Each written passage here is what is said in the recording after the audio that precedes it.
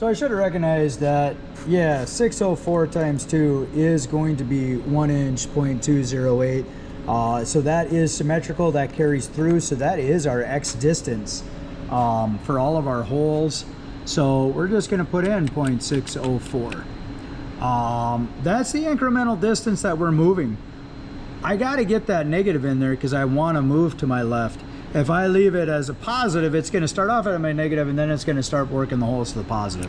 So I'd have to come in and redo that later. So minus, eventually. And then incremental in the Y, I am not going to do that at this point because I do have a couple different holes that are doing a couple different things. So in the middle row, we're going to be running a tap in there. But the top row we're going to be counter boring, so we're not going to be running a Y incremental distance as well. So we'll leave that, and then we'll put in our number of holes, and we have 4 holes, but we have 3 at which we're going to be doing our distances. So we start at this hole, and then we're going to do 3 more. And now it says something's empty. So I got an error.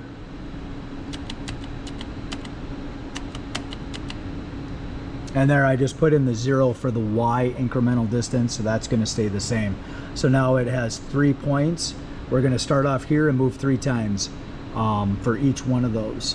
So we drilled that row. Now we're going to just go in and we're going to drill the next one.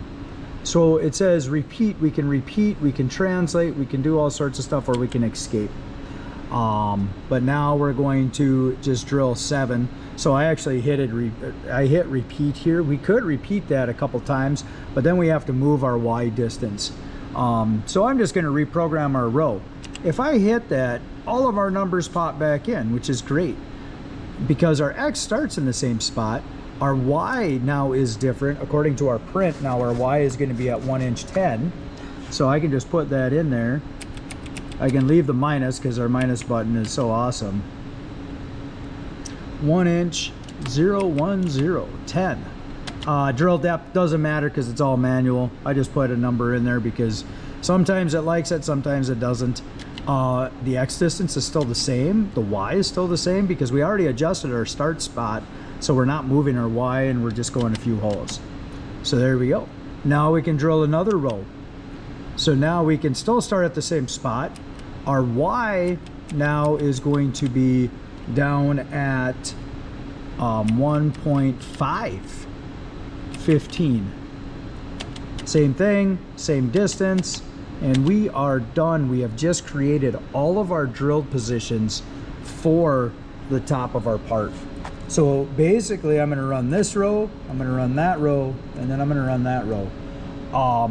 Now I can countersink all these right at the start. Then I can go in and I can grab my 9/32 drill and I can drill out these 3 holes for the I'm sorry, these 8 holes for our counter bores. But this one here is tapped. If we notice on our print, it says 1/4 tap. So these are tapped holes. So I'm gonna have to grab the number 4 drill. Actually, these are heat treated. So we're gonna run the number 7 drill for those tapped holes. And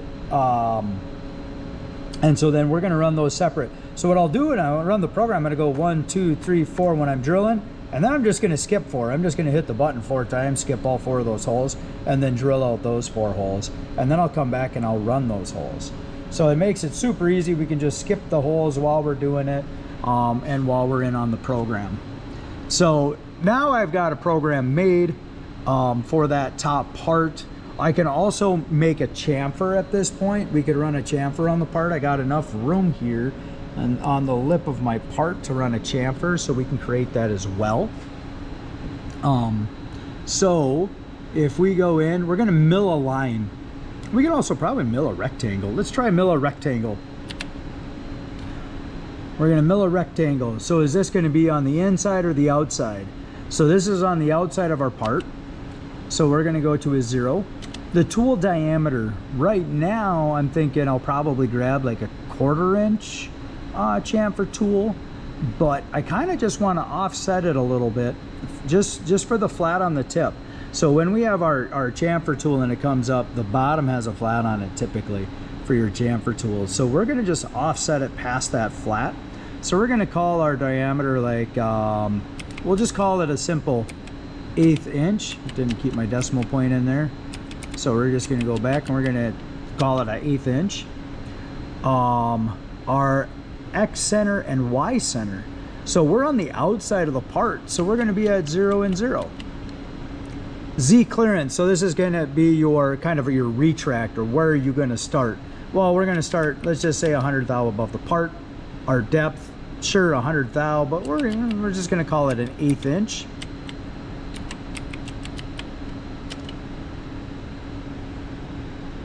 Our peck, 0, because we just want to go around and not peck, so we don't want multiple passes. Now our X length, we have to make sure that we're going to start at our 0, 0, and we're going to go negative in the X length and then negative in the X, or in the Y length. So yeah, so we're going to go with a minus, what's our part? Minus 320? I'm sorry, minus 3 inches and 20 thou. Y width is going to be our minus 2 inches and 20 thou. And then it says radius blend. So this is around our part, so around the corner. We're pretty square, but I always like to put in like a little 10 thou bend, or maybe even a 5 thou blend, just so it just runs around and gives it a little bit of a radius there. Approach. So that's an approach that you're going to take to your part. We don't need a huge approach, so we're just going to shorten that up a little bit, maybe a 1/4 inch approach. Allowance 0. Now rough and finish, it says 10 inches a minute. So all of our feed rates on our machines are going to be in inches per minute. Rough and finish at the same rate. It's just a chamfer, so we could run 10. That will be just fine. 10 inches per minute. That's usually a pretty rough finish, so we're gonna maybe slow her down to 5 inches per minute, so we have a better finish. And it says the corner radius is too large, so we're just gonna go back down in there and we'll just throw a 0 and see what happens. And now it still says corner radius is too large. That doesn't make sense.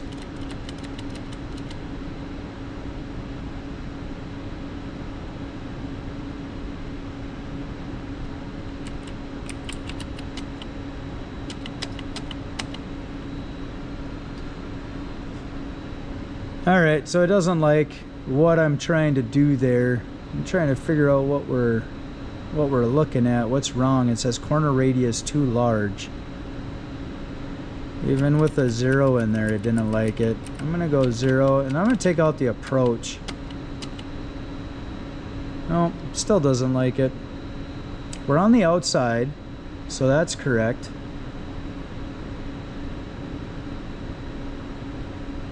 We're mill rectangle, so we're not in the pocket, so we're on the outside. I don't want to put it on the inside. That's not going to work.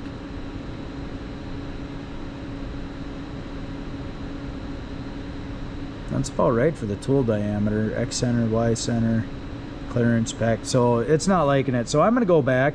I'm going to hit escape. I'm going to go into mill line. Now I can start at X0, Y0. It's already got an absolute and a feet of 5. But how far is it going and where is it starting from? You know, that's an interesting question. View part, add angle, feed speeds. So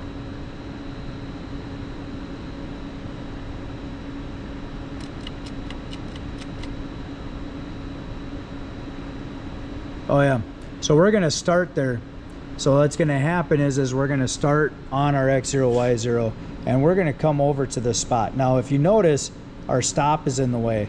When we run the program, the outside chamfer, we're gonna go ahead and we're just going to remove our stop. We can just slide it over. We can take it off completely, But when we're done with the part, we're just going to slide the stop back on and lock it back down so it's in the same spot.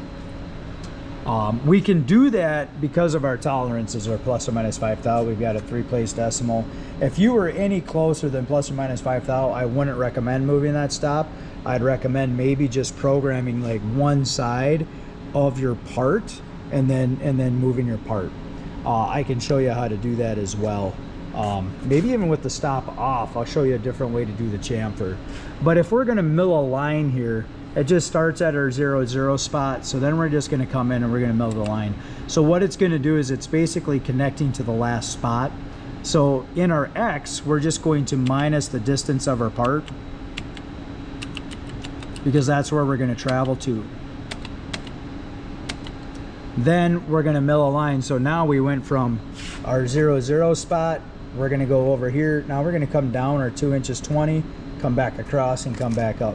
So we're just milling a line right around our rectangle there. So on our part, here, here, here, and then back up to there. And that's what these lines represent. You're doing it kind of incrementally. Even though you're using absolute positioning, it just is going from point to point basically to mill those lines. So now, but your X absolute stays in the same spot. You're going to change your Y absolute to minus 2 inches 20, and so it's going to go down to that point. So now we're at our bottom left of our part. So now we got to come back across to our bottom right of our part. And in order to do that, we've got to mill a line. We're running back to X0 because that's the side we're going to, and we're there. And then we're going to mill a line back up to 0, 0. So 2. So we started at 0, 0 and we ended at 0, 0. So 0, 0, we went to the left basically along our part. We came down our part, went back across to the right. Well, yep, because right here we went from 3 inches 20 back to 0 and then back up in the Y distance to 0, 0, and that's where we left off.